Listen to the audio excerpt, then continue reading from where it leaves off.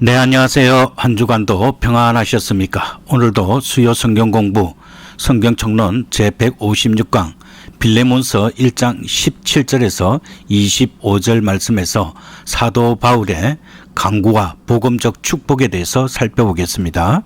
노예였던 신자 오네시모를 향한 변호와 권면을 이어온 사도 바울은 이제 한 걸음 더 나아가 오네시모의 채무를 자신이 직접 변제할 것을 약속하며 빌레몬의 복음적 응답을 확신합니다. 바울은 서신을 마감하며 동역자들의 문안을 전하고 빌레몬과 그의 권속에게 그리스도의 은혜를 선포하는 축도로 끝을 맺습니다. 이는 그리스도께서 우리의 죄를 대속하신 복음의 신비가 성도의 삶 속에서 어떻게 구현되는지를 여실히 보여주고 있습니다. 첫 번째로 빌레몬서 1장 17절에서 20절 말씀에서 대속의 원리를 실천하는 바울을 살펴보겠습니다. 바울은 오네시모가 빌레몬에게 입힌 불의와 금전적 손실을 외면하지 않습니다. 오히려 그는 그것을 내 앞으로 계산하라고 선언합니다. 따라서 사도 바울은 오네시모의 빚을 대신 짊어지게 되었습니다. 바울의 이 제안은 우리 주 예수 그리스도께서 죄인의 빚을 대신 짊어지신 대속적 만족의 원리를 가시적으로 보여줍니다. 바울은 오네시모가 진정한 사죄를 통해 자유를 얻을 수 있도록 스스로 보증인이 되었습니다. 이는 바울과 빌레몬이 성령 안에서 맺은 긴밀한 코이노니아의 열매입니다. 한편 바울은 빌레몬 역시 바울에게 생명의 빛을 졌음을 상기시킵니다. 이는 물질적 빛이 아니라 바울이 선포한 복음을 통해 얻은 영원한 생명에 대한 빛입니다. 모든 성도는 하나님 앞에 복음의 빚진 자일 뿐입니다. 바울은 이 은혜 의식을 바탕으로 빌레몬이 형제를 용서하는 자리에 기쁘게 동참할 것을 신뢰합니다. 따라서 성도들의 삶은 은혜를 나누는 삶이 되어야 합니다. 성도는 그리스도께 1만 달란트 빚진 자로서 십자가의 보혈로 그 채무를 탕감받았습니다. 그러므로 복음의 빚진 자는 마땅히 겸손하며 자신이 받은 그 청량할 수 없는 사랑을 이웃과 나누는 통로가 되어야 합니다. 이제 두 번째로 빌레몬서 1장 21절에서 22절 말씀에서 성숙한 신앙과 영적 신뢰에 대해서 살펴보겠습니다. 바울은 빌레몬의 신앙 인격을 깊이 신뢰하며 자신의 강구 그 이상의 일을 행할 것을 확신합니다. 이는 자발적 순종에 대한 확신이 있었기 때문입니다. 선행은 율법적 강요에 의한 것이 아니라 믿음에서 우러나오는 자발적인 열매입니다. 바울은 오네시모가 노예의 몽여를 벗고 자유인이 되기를 소망하면서도 이를 강제하지 않고 빌레몬의 자원하는 심령에 맡깁니다. 또한 바울은 장차 골로새를 방문할 소망을 전하며 처소를 예비해 달라고 부탁합니다. 이는 단순한 숙박의 요청이 아니라 사역자와 성도 사이에 깊은 영적 유대와 죄해의 기쁨을 강구하는 것입니다. 따라서 사역자와 성도는 연합되어 있어야 합니다.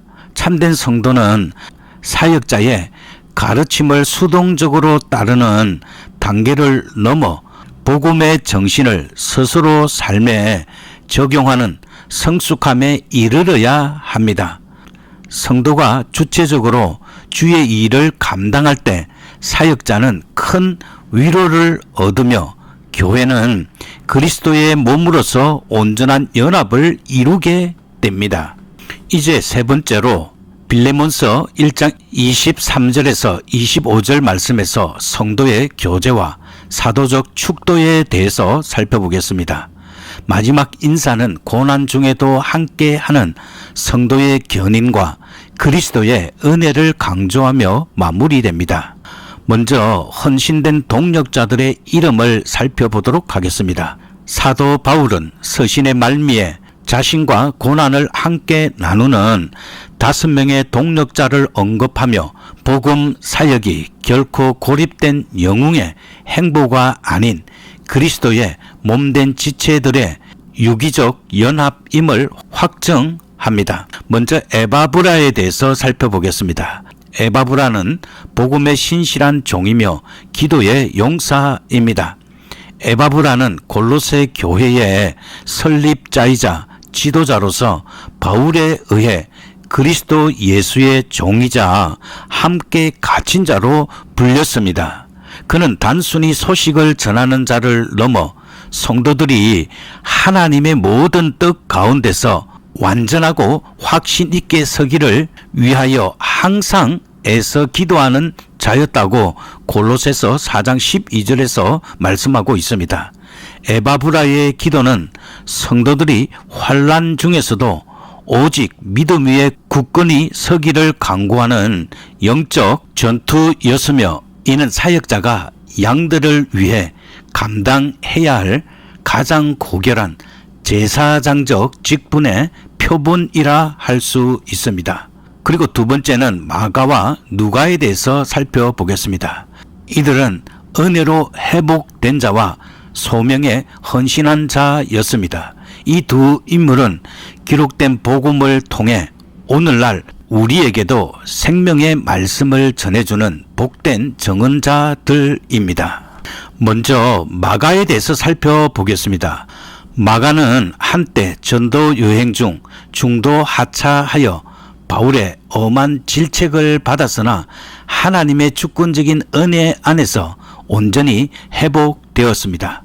훗날 바울은 그를 향해 나의 일에 유익하다고 고백하였습니다.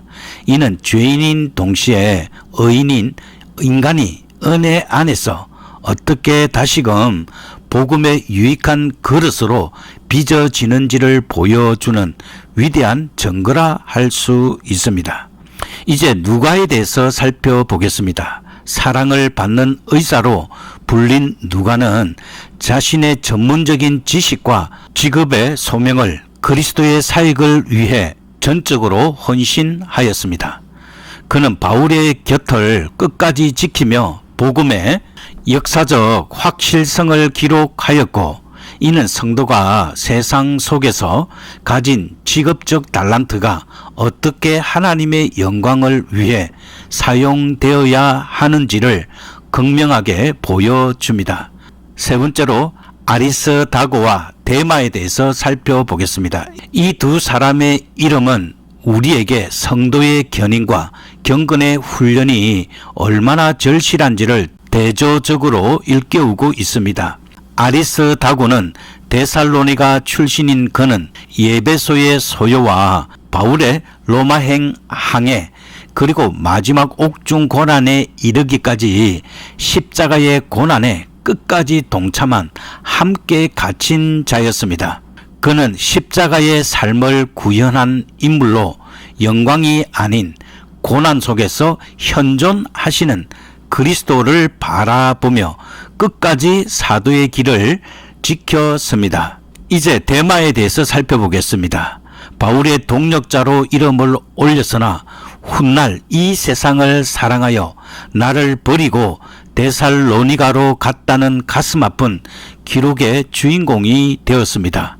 데마의 탈락은 은혜의 수단, 즉 기록된 말씀과 믿음 안에 지속적으로 거하지 않을 때 인간의 부패한 본성이 얼마나 쉽게 세속의 정욕에 굴복하는지를 보여주는 뼈 아픈 경종이라 할 수 있습니다.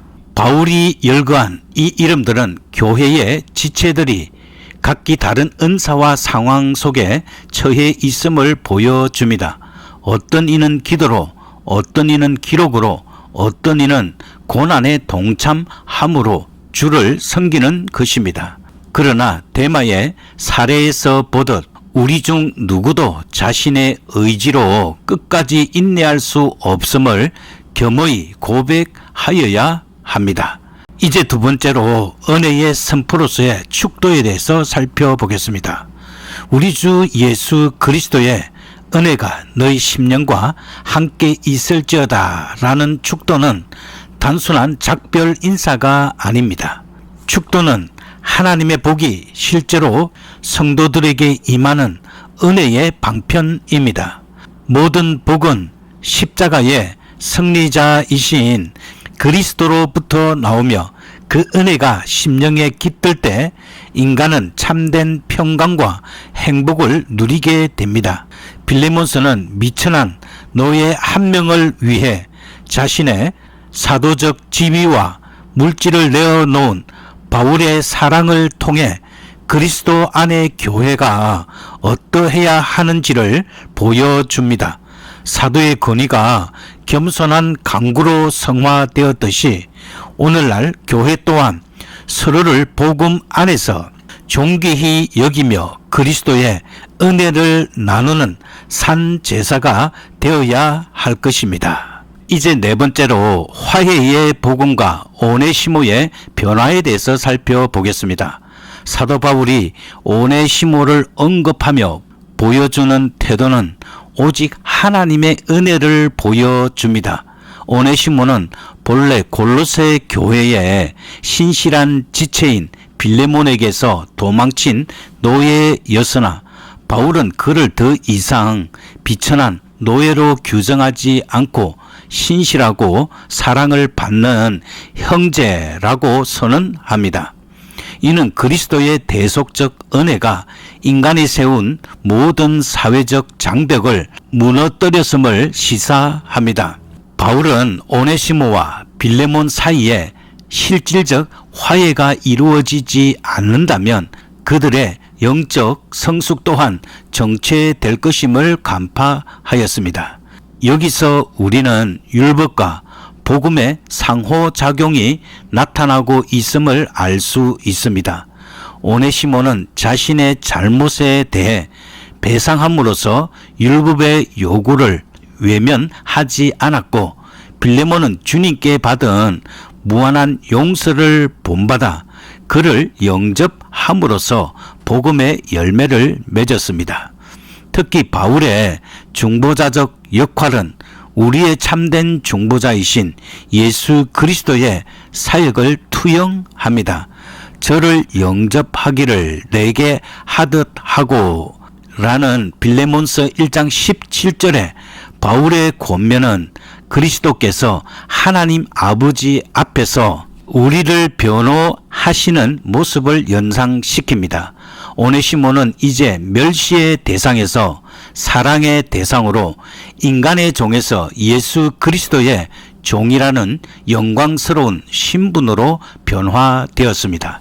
이는 복음이 한 인간의 존재론적 가치를 어떻게 재정의하는지를 보여주는 산 증거입니다. 이제 다섯 번째로 오네시모에 대해서 살펴보겠습니다. 그는 무익한 자에서 유익한 자로 변화된 인물입니다. 골로새 출신인 오네시모는 주인의 재물을 훔쳐 로마라는 거대한 은신처로 숨어들었습니다. 그러나 그곳에서 그는 도피자가 아닌 사도 바울을 통해 그리스도를 만난 회심자가 되었습니다. 바울은 그를 곁에 두고자 했으나 지상 왕국의 질서와 주인의 권리를 존중하여 그를 다시 빌레몬에게 돌려보내기로 결정합니다. 빌레몬서는 기독교가 당시의 노예 제도를 어떻게 대하였는지를 보여주는 중요한 텍스트입니다. 사도 바울은 사회적 혁명을 통한 제도적 폐지를 적극 선동하지 않았습니다. 이는 루트 교회의 두 왕국론적 관점에서 볼 때 복음은 세속적 질서, 즉 왼손의 왕국을 무력으로 전복하는 것이 아니라 인간의 내면을 변화시킴으로써 그 질서의 성격을 근본적으로 변혁하는 방식, 즉 오른손에 왕국을 취하기 때문입니다. 그리고 바울은 빌레몬의 소유권을 부정하지도 않으면서 더 이상 노예로서가 아니라 사랑하는 형제로 영접할 것을 요청합니다. 기독교인 상전이 그리스도 안에서 한 형제가 된 자를 단순한 소유물로 취급하는 것은 복음의 정신과 명백히 배치되는 일이었기 때문입니다. 훗날 오네시모가 에베소의 감독이 되어 바울 서신을 수집하는 중책을 맡았다는 전성은 복음의 능력이 한 비천한 인생을 얼마나 위대한 하나님의 도구로 빚어낼 수 있는지를 확정해 줍니다. 결국 복음은 노예 제도를 정치적으로 타도한 것이 아니라 사랑의 법을 통해 그 제도의 근간을 소멸시켰습니다. 이제 기도하도록 하겠습니다. 은혜의 주님, 바울이 오네시모의 빛을 대신 지고자 했던 그 대속의 사랑이 오늘 우리의 삶 속에서도 재현되게 하여 주시옵소서. 우리가 복음의 빚진 자임을 잊지 않게 하시고 율법의 강요가 아닌 은혜의 자발성으로 이웃을 섬기게 하여 주시옵소서. 우리의 연약함을 아시는 주님, 서신 속 동력자들처럼 끝까지 믿음의 경주를 완주하게 하시며 오직 예수 그리스도의 은혜만이 우리 영혼에 영원히 머물게 하여 주시옵소서. 우리 주 예수 그리스도의 이름으로 기도드립니다. 아멘.